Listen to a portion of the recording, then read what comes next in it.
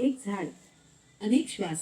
पैठणमध्ये 400 झाडांच्या लागवडीतून पर्यावरण संवर्धनाचा संदेश.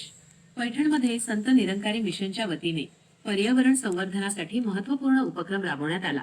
एक पेड़ माँ के नाम या अभियानांतर्गत ऑगस्ट 23 रोजी जिल्हा परिषद प्रशालेच्या क्रीडांगणावर विविध जातींच्या 400 झाडांचे वृक्षारोपण करण्यात आले. संत निरंकारी चॅरिटेबल फाउंडेशन दिल्लीच्या पैठण शाखेच्या वतीने हा उपक्रम आयोजित करण्यात आला होता.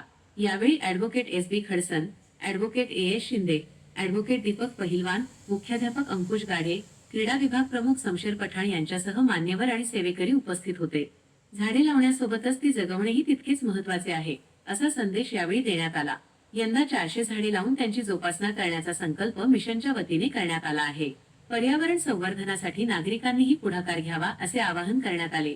पैठणमध्ये वृक्षारोपणातून हरित आणि निरोगी भविष्यासाठी एक सकारात्मक पाऊल उचलण्यात आले आहे. आर्यव्रत न्यूज मराठी, पैठण.